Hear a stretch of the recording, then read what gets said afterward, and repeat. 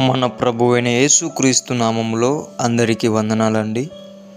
ఈరోజు దేవుని మాటలు 2వ రాజుల గ్రంథము 4వ అధ్యాయము 40వ వచనము. తినుటకు వారు వడ్డింపగా ప్రవక్తల శిష్యులు రుచి చూచి, దైవజనుడా, కుండలో విషమున్నదని కేకలు వేసి దానిని తినక మానిరి. ప్రియమైన దేవుని బిడ్డలారా, దేవుడు ఈరోజు ఎవరితో ఎలాంటి వారితో మాట్లాడుతున్నాడు అంటే, చాలామంది ఆత్మీయులు ఉంటారు కానీ సేవకులతో తిరుగుతూ ఉంటారు. కొంతమంది వాళ్ళు చాలా బాగా బలపడి ఉంటారు, చాలా మంచి ఆత్మీయ జీవితం కలిగి ఉంటారు. అటువంటి వారితో దేవుడు మాట్లాడుతున్నారు. అటువంటి ఆలోచన నీకు ఉందేమో ప్రియమైన దేవుని బిడ్డ, నేను సేవకులతో తిరగాలి, నేను కూడా వాళ్ళ పరిచర్యలో పాలుపొందులు పంచుకోవాలి, నేను కూడా దేవునికి ఇష్టమైన వాడిగా మారాలి అని నీవు అనుకుంటున్నావేమో.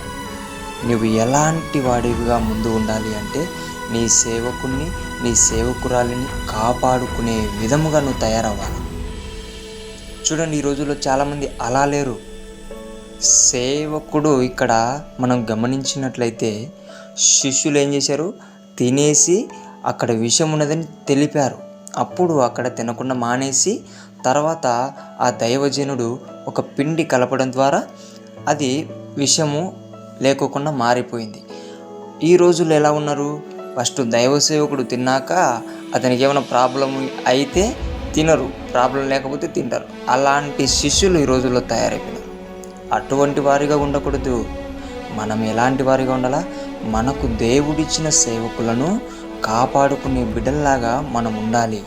మన ప్రార్థన ద్వారా, మన ప్రవర్తన ద్వారా, మన ద్వారా దేవునికి చెడ్డ పేరు రావద్దు. మన ద్వారా రెండవదిగా ఆత్మీయ తండ్రికి తల్లికి మనము చెడ్డ పేరు తీసుకొని రాకూడదు. అటువంటి శిష్యులుగా మనము ఉండాలి, అటువంటి కుమారులుగా మనం ఉండాలి. అప్పుడే దేవుడు నిన్ను హెచ్చిస్తాడు, దేవుడు నిన్ను వాడుకుంటాడు. ప్రియమైన దేవుని బిడ్డ, ఈరోజు నీవు ఎక్కడ సేవకులకు ప్రమాదం ఉన్నది అంటే, ముందుగా సేవకుడు కాదు కనుక్కోవాల్సింది, అంతకంటే ముందు సేవకులతో తిరిగే నువ్వు కనుక్కోవాలా. ఇక్కడ ప్రమాదం ఉన్నది, దైవజనురాలా, ఇక్కడ ప్రమాదం ఉన్నది అని చెప్పేసి నువ్వు హెచ్చరించాలా. అటువంటి ఆత్మీయ జీవితం కలిగి ఉండాలని దేవుడు ఈరోజు నిన్ను హెచ్చరిస్తున్నాడు. ప్రియమైన దేవుని బిడ్డ, అటువంటి బలముతో నీవు నింపబడాలని నేను కూడా నిజంగా దేవుణ్ణి వేడుకుంటున్నాను. ఈరోజు మనమందరం కూడా మన దైవ సేవకులందరినీ కూడా మనం కాపాడుకుందాం. వారందరి గురించి కూడా మనం విజ్ఞాపన చేద్దాం. వారి అందరికీ కూడా ఒక బలముగా నిలబడదాం. ప్రియమైన దేవుని బిడ్డ, నీవు ఈరోజు కనుక నీ సేవకురాల్ని కాపాడుకునే విధముగా నీవు ఉంటే, నీ కుటుంబాన్ని దేవుడు చూసుకుంటాడు, నీ పరిచర్యను దేవుడు చూసుకుంటాడు, నీవు పడే ప్రయాసను కూడా దేవుడు ఖచ్చితంగా నెరవేరుస్తాడు. ప్రియమైన దేవుని బిడ్డ, ఈరోజు నీవు ఈ మాటలు గుర్తుపెట్టుకో. ఖచ్చితంగా నీవు ఒక సపోర్టుగా నీ దైవ సేవకునికి, దైవ సేవకురాలకి నీవు ఉన్నట్లయితే ఖచ్చితంగా దేవుడు నిన్ను దీవించేవాడుగా, ఆశీర్వదించేవాడిగా ఉండబోతున్నాడు. ప్రార్థించుకుందాం. మహాపరిశుద్ధుడమైన మా తండ్రి, నీకు వందనాలయ్యా.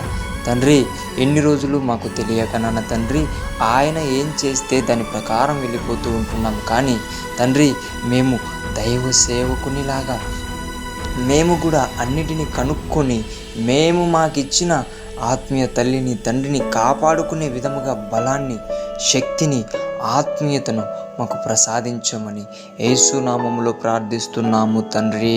ఆమేన్.